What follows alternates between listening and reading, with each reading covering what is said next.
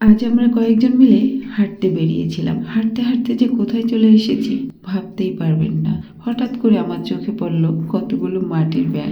আর বড় সাইজের ব্যাঙ কেনার আমার খুব শখ ছিল। তো কৌতূহলবশত ঢুকে পড়লাম কুমার পাড়ায়। জানতাম না আমাদের এত কাছাকাছি কুমার বাড়ি রয়েছে। গিয়ে আমার তো চোখে ধাঁধা লেগে গেছে। আমার খুবই ভালো লাগছিল।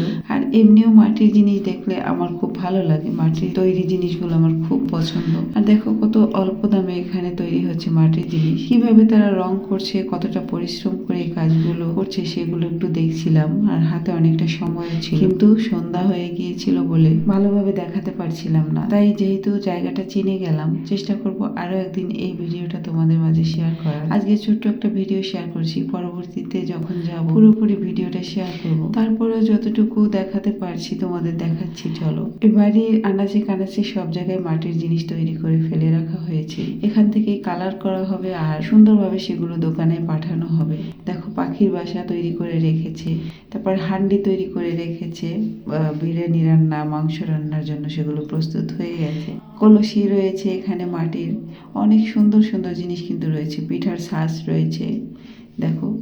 আর আমরা যে মুষ্টির চাল রাখি সেই কলসগুলো এখানে তৈরি করা হয়েছে। আর এত সুন্দর সুন্দর জিনিস তৈরি করা হয়েছে। এগুলো আমাদের গ্রামের বাড়িতে হচ্ছে রসের হাঁড়ি হিসেবে রাখা হয়। শহরে হচ্ছে এগুলো অনেকে রুমের মধ্যে সুন্দরভাবে সেগুলোকে কালার করে সাজিয়ে রাখতেও পছন্দ করে, বাঙালিদের ঐতিহ্য ধরে রাখার জন্য। আবার অনেকে মুষ্টির চালের জন্যও ব্যবহার করে, আবার অনেকে ঠান্ডা পানি রাখার জন্যও কিন্তু ব্যবহার করে থাকে, যার যেভাবে ভালো লাগে। তো এখানে আমি এক একটা জিনিসের দাম জিজ্ঞাসা করলাম। একেবারেই অল্প দামে পাওয়া যায় সব জিনিস। দেখো কালার পরে এটা যাতে চকচক করে সুন্দরভাবে, সেই কালারটা কিন্তু এই যে ঠাকুমা ব্যবহার করছে।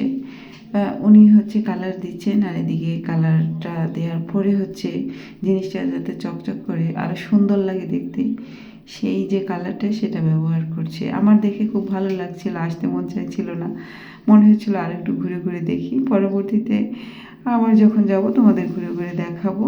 যদি ভিডিওটা ভালো লাগে একটা লাইক দিও, ঠিক আছে? টাটা। প্রতিদিনের মতো আজও সেই একই কথা বলবো, কমেন্টের মাধ্যমে জানাতে ভুলবে না ভিডিওটা কেমন হয়েছে।